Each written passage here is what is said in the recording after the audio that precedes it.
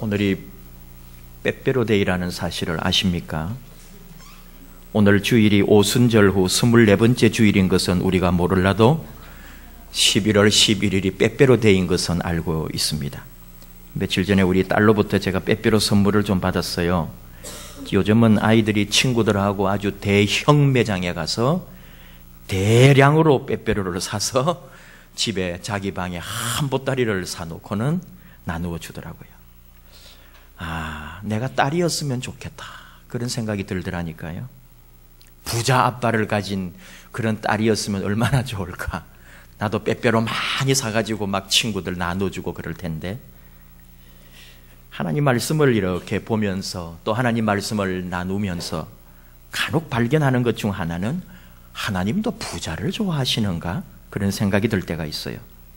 하나님이 사랑하시고 하나님이 쓰시고 하나님이 부르는 사람들은 대부분 부자들입니다. 아브라함, 하나님으로부터 어마어마한 복을 받은 사람입니다. 말로도 복을 받고 실제로도 복을 받고. 창세기 12장 2절 말씀을 통해 보여주시죠. 내가 너로 큰 민족을 이루고 내게 복을 주어 네 이름을 창대하게 하리니 너는 복이 될지라.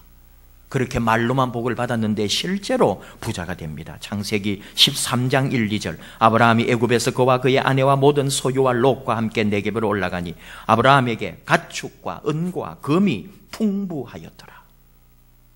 이삭도 그렇습니다. 아들 이삭이 받은 복이 있어요. 창세기 26장 12절에서 14절 이삭이 그 땅에서 농사하여 그 해에 100배나 얻었고 여호와께서 복을 주심으로 그 사람이 창대하고 왕성하여 마침내 거부가 되어 양과 소가 떼를 이루고 종이 힘이 많으므로 블레셋 사람들이 그를 시기하였다고요. 창대, 왕성, 이런 말들이 좋으니까 교회 이름도 창대교회, 왕성교회가 있습니다. 욥도 말할 필요가 없지요. 욥기 1장 3절 그의 소유물은 양이 7,000마리요 낙타가 3,000마리요 소가 500결이요 암나귀가 500마리며 종도 많이 있었는데 이 사람은 동방의 사람 중에 가장 귀한 자라 그랬어요. 이건 연단받기 전이잖아요. 그리고 시련을 이긴 후에 욥기 42장 말씀에 여호와께서 욥의 곤경을 돌이키시고 여호와께서 욥에게 이전 모든 소유보다 갑절이나 주신지라. 여호와께서 욥의 말년에 욥에게 처음보다 더 복을 주시니 그가 양 14,000마리와 낙타 6,000과 소 1,000결이와 암나귀 1,000을 주셨다고요. 우리가 다 짐작도 안 되는 숫자지만 어마어마한 복을 받았어요. 부유하고 부자가 되는 것은 좋은 일입니다. 여러분 믿지 않으실지 모르지만 예수님은 가난한 사람들을 사랑하셨어요. 그런데 부자들 집에 가서 먹고 쉬고 그곳에서 잠도 자고 도움을 받았다니까요. 십자가를 지고 돌아가시기 전 제자들과 마지막 만찬을 하시던 마가의 다락방, 이 마가의 다락방은 전통적으로 마가 요한의 집과 동일한 집으로 봅니다. 바로 오순절에 성령님이 임재가 있었던 그 마가 다락방하고 예수님이 마지막 만찬 식사를 했던 다락방과 같이 본다 이거죠. 우리가 생각하는 다락방이 아니잖아요. 우리 식으로 하면 2층 집입니다. 마가의 어머니가 꽤 부자가 아니었을까 생각해요. 바나바의 조카가 마가잖아요. 그러니까 집안이 서로 알아요. 우리가 바나바를 생각해보면 원래 여유가 있고 덕이 있고 초대교회에 상당한 지명도가 있는 사람이었어요. 그러니까 그런 집안, 그런 가문이었다면 이 마가, 다락방을 제공한 마가 요한의 집, 마가의 어머니가 부유한 사람이었을 것으로 보는 거죠. 베드로가 옥에 갇혔다가 천사에게 이끌려 나옵니다. 그리고 제일 먼저 찾아간 곳이 바로 성도들이 모여서 기도하고 있던 집인데 그곳이 또 마가 요한의 집이었어요. 이 집이 초대교회 성도들을 위해 문을 열어주었고 먹는 것을 제공하고 많은 사람들이 그곳에 기거하면서 기도했고 초대교회의 모체가 되었단 말입니다. 예수님도 부자를 좋아하셨나? 근데 이런 생각을 합니다. 하나님께서 우리도 다 부자가 되기를 조장하시는 분이실까? 그렇지는 않습니다. 하나님은 아브라함이나 이삭이나 욥을 통해서 분명히 보여주십니다. 외적인 부요함을 보지 말라고요. 그들의 내적 믿음을 보라고요. 하나님으로부터 세상의 풍성함을 선물로 받은 이들은 이 세상보다도 하나님을 더 사랑했던 사람들입니다. 자기가 가진 재물보다 하나님을 더 신뢰했던 사람들입니다. 그들의 인생 여정을 보라는 거예요. 시련도 있고 고난도 받았고 위협 속에서 살았습니다. 그 가운데도 오직 여호와 하나님만 바라보았고 그 하나님을 의지하며 삶을 헤쳐나갔고 그 결과를 보니까 거부가 되어 있고 풍성한 복을 누리고 있더라는 거죠. 이들은 절대로 부요함을 위해서, 부자가 되기 위해서 살았던 사람들은 아니었습니다. 오늘 제목을 가난한 부자라고 했는데요, 가난한데 부자라고 하는 말은 뜻으로 보면 잘못된 말입니다. 가난한 것은 가난한 것이지 가난한데 부자라고 하는 것은 말장난 같기도 하죠. 우리는 그저 신앙으로 이런 말을 들을 때 나름대로 이해합니다. 또 예수님 말씀을 생각합니다. 심령이 가난한 자는 복이 있다고 했고요, 마음이 가난한 자는 행복하라고 했으니까. 그러니까 우리는 물질적으로는 좀 가난해도 마음이 중요하고 영혼이 더 귀한 것이고 심령이 소중한 것이니까 비록 실제로 삶은 가난하지만 영적으로는 부자다, 우리 영적으로는 행복하다, 이렇게 이런 제목을 이해할 수도 있어요. 오늘 하나님께서 사도 바울을 통해 말씀하시는 거죠. 바울이 고린도 교회에 보낸 편지 아닙니까? 우리 그리스도인은 가난한 자 같으나 많은 사람을 부유하게 하고 아무것도 없는 자 같으나 모든 것을 가진 자라고 사도 바울은 선포하고 있어요. 이 말씀을 학자들이 주석해서 연구한 결과를 우리가 한번 나누어 보면은, 사도 바울은 어린 시절은 우리가 잘 모르잖아요. 어쨌든 예수님의 사도가 된 이후에 그는 세상의 부를 갖지 않았습니다. 직접 일을 하면서 선교를 했고 고린도 교회에서 목회할 때도 생활비를 제대로 받지도 않았습니다. 바울은 분명 가난한 사람이었어요. 그런데 바울은 한 번도 자기가 가난하다고 말하지 않잖아요. 근데 오늘 이 말씀에서 우리가 하나 찾아내는 것은 1절, 우리가 하나님과 함께 일한다고 바울이 고백을 해요. 하나님과 함께 일하기 때문에 바울은 가난하다고 생각하지 않는 거죠. 이거보다 더 확실한 믿음이 어디 있겠어요? 하나님이 함께 하시고 하나님이 함께 일해 주시고 하나님이 나와 함께 동행하시는데 부족함이 뭐가 있겠어요? 그분이 우리 주인이고 그분이 우리의 사장님이라면 나는 걱정할 일이 하나도 없습니다. 학자들 중에는 이렇게 해석하는 거죠. 사도 바울이 가난하다고 하는 것은, 그러면서 또 남을 부유하게 한다는 것은 영적인 의미라고요. 또 이 가난도 영적인 가난이라는 거죠. 뭐냐 하면은 예수 그리스도를 아는 지식으로 자신은 부유하다고 다른 곳에서도 말하거든요. 그러니까 오직 자기 안에 예수님으로 가득 차 있기 때문에 비록 세상적으로는 가난해도 자기 안에 예수님의 풍성함으로 말미암아 자신은 부유하다는 거예요. 또한 사람들을 부유케 한다는 것은 바로 그 예수를 사람들에게 심어주니까, 그 예수를 그들의 마음속에 전해주고 그들 속에 예수로 가득 차게 해주니까 바울은 고백하는 거죠. 우리는 가난하지만 사람들을 부유하게 하는 존재라고요. 또 아무것도 없는 자라고 하는 것도 해석을 해보면은 세상에 물질은 소유하지 못했어요. 이게 근데 바울은 고백하는 거죠. 이건 아무런 문제가 되지 않는다고. 왜냐하면은 이것은 내게 주어진 이 땅의 시간만 필요한 거지, 다음 시간이 오면, 하나님의 시간이 오면, 내가 가야 할 그 나라에 가면 아무런 쓸모가 없는 것들, 이것은 내게 중요하지 않다는 거죠. 저 나라에서 가치가 있는 생명을 소유했기 때문에 나는 가난하지 않다, 나는 부유하다. 비록 이 땅의 것은 아무것도 아니지만 내가 하늘나라의 생명을 소유했기 때문에 나는 부유한 자라고, 이렇게 바울은 얘기한다는 거예요. 이건 학자들이 일관되게 해석하는 겁니다.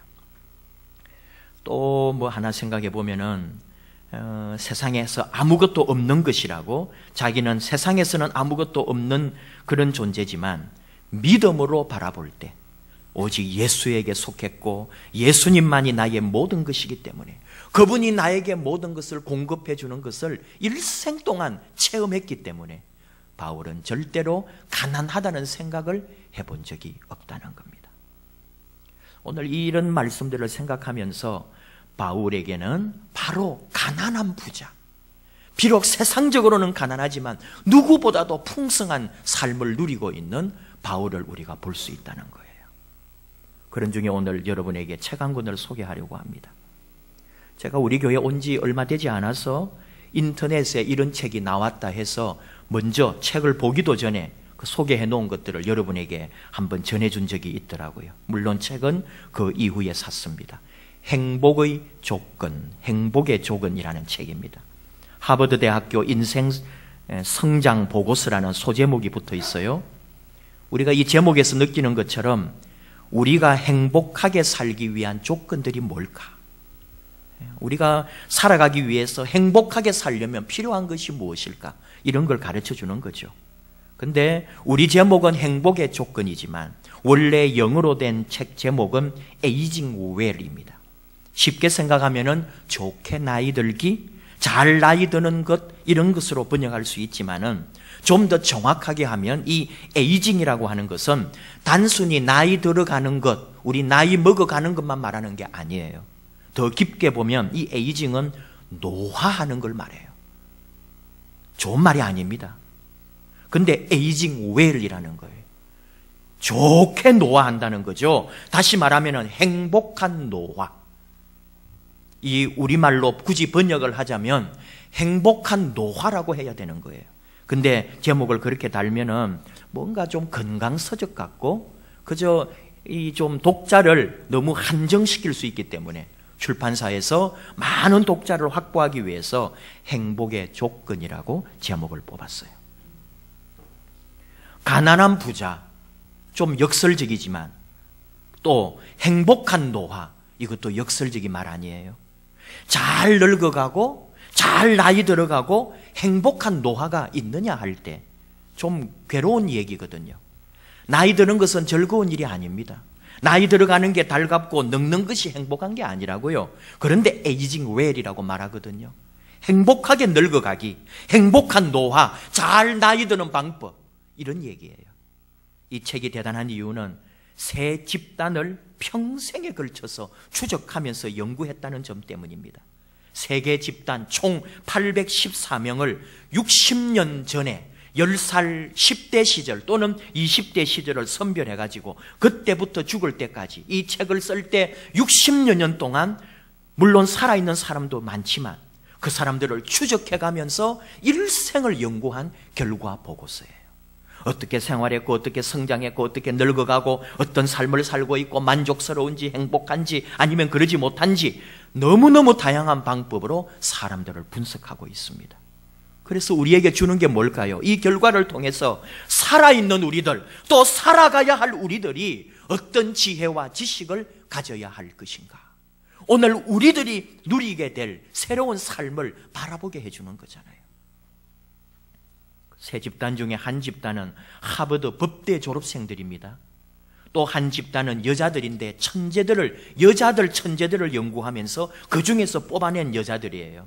머리가 좋았고 재능이 뛰어났지만 그 1930년, 40년, 50년대에 성차별주의로 말미암아 여성으로서 자기의 역량을 발휘할 수 없었던 여자들 무리예요. 머리는 천재들인데 그 역사 속에서 어떻게 살아왔는지. 그러다 보니까요 80년, 90년대가 넘어서 65세가 되어 놀라운 역량을 발휘하는 그런 여자들도 있어요.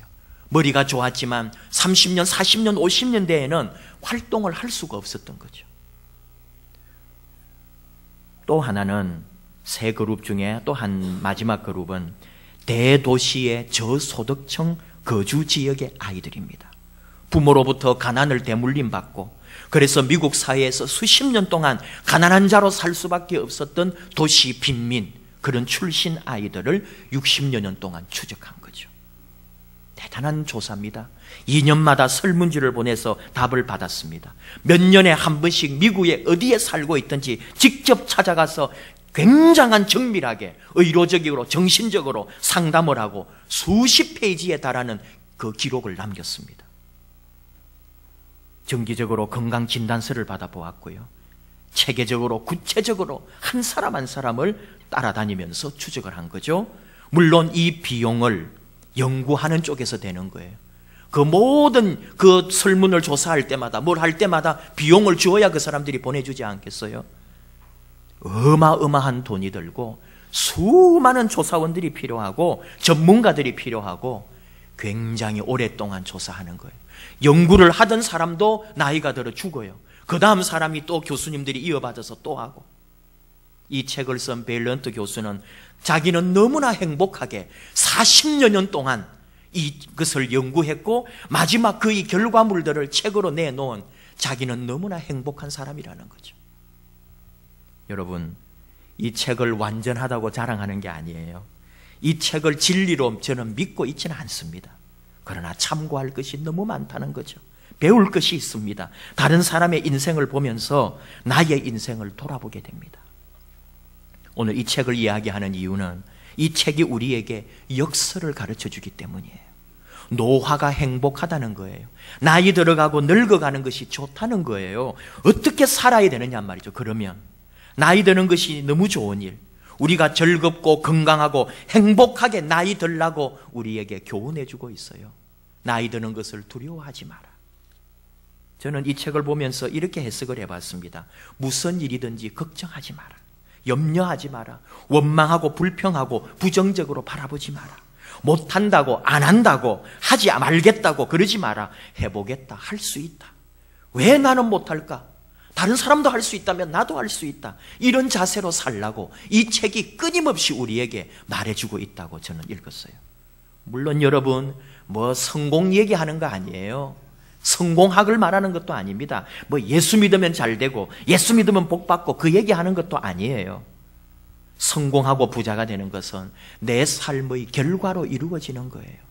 부자 되기 위해 사는 것도 아니고 돈 벌기 위해 사는 것도 아니에요. 나는 돈밖에 모른다는 그런 사람은 정말 불쌍한 사람이죠. 그런 사람은 부요하지만 빈자예요.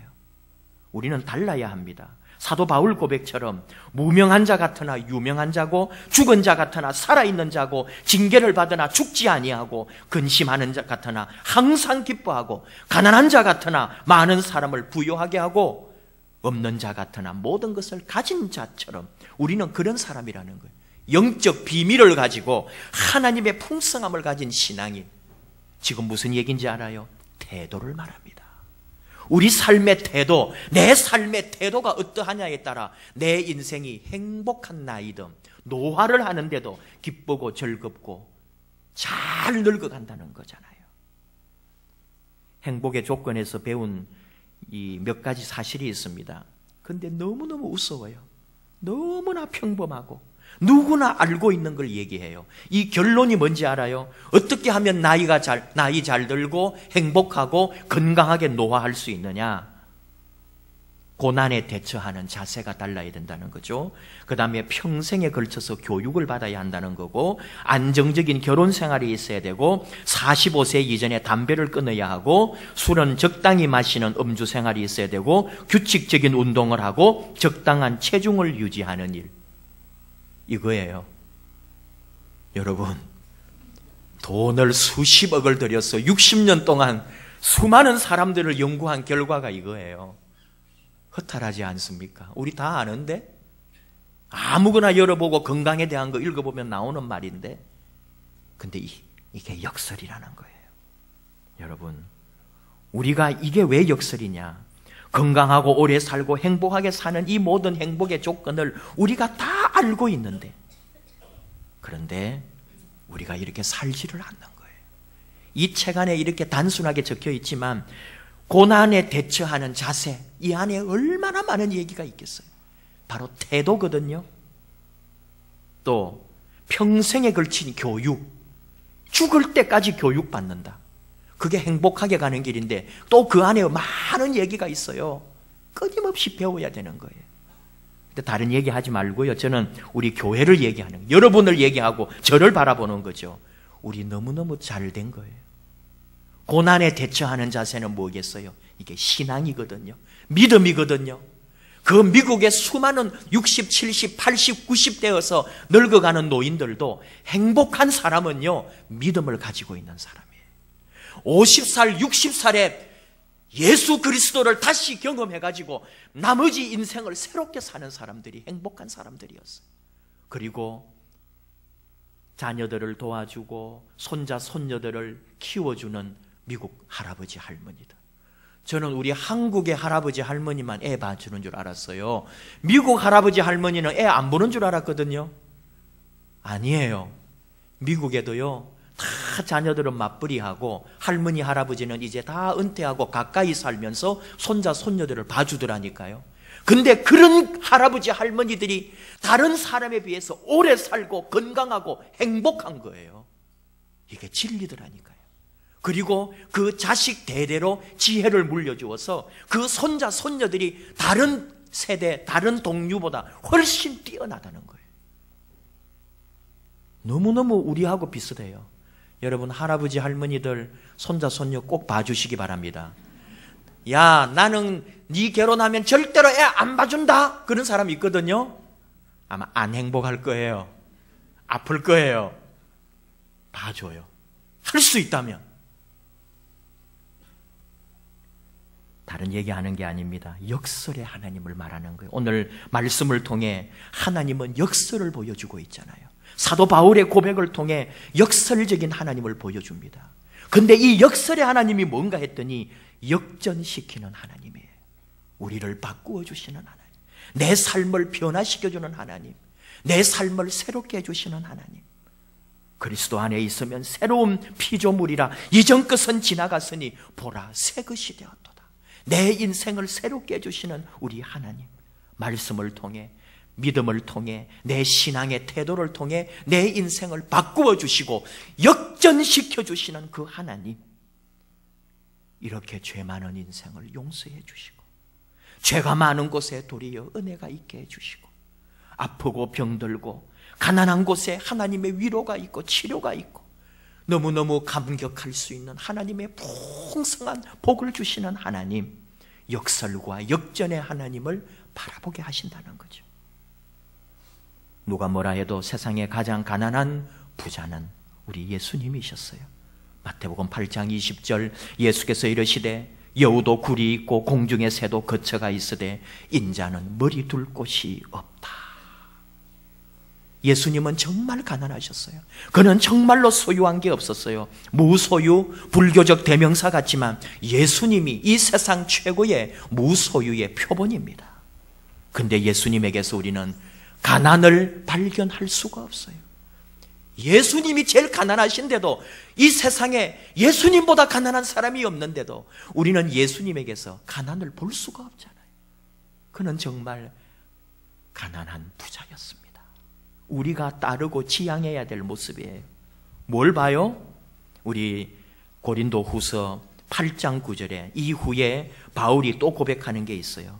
우리 주 예수 그리스도의 은혜를 너희가 알거니와 부요하신 이로써 너희를 위하여 가난하게 되셨다고요. 그리고 그의 가난함으로 말미암아 너희를 부요하게 하셨다고요. 예수님은 부요한 자였지만 너무나 가난한 자처럼 사셨고, 그가 가난하게 된 것은 우리를 부요케 하시려고, 우리 안에 풍성함으로 가득 차게 하시려고 그렇게 하셨다는 거죠. 예수님을 바라봅니다. 풍성하신 예수님. 우리는 이 땅에 가진 것은 없어요. 참 적습니다. 내가 가지고 자랑할 만한 것은 너무나 작습니다. 그런데 우리는 부자들입니다. 왜? 내 안에 예수로 가득 차 있다면, 예수님을 향한 믿음으로 가득 차 있다면, 내 안에 참 믿음의 태도가 바로 서 있다면, 내 안에 하나님의 은혜가 넘친다면 나는 가득 찬 사람이고 부유한 사람이고 나는 부자라는 거죠. 오늘 저와 여러분 가난한 부자로 예수님처럼 이 세상에서 가난한 자 같지만 내 안에 말로 할 수 없는 사랑과 은혜와 감격과 또 하나님 주시는 복으로 가득 차 있는 그런 부요한 삶을 누리는 저와 여러분 되기를 축복합니다.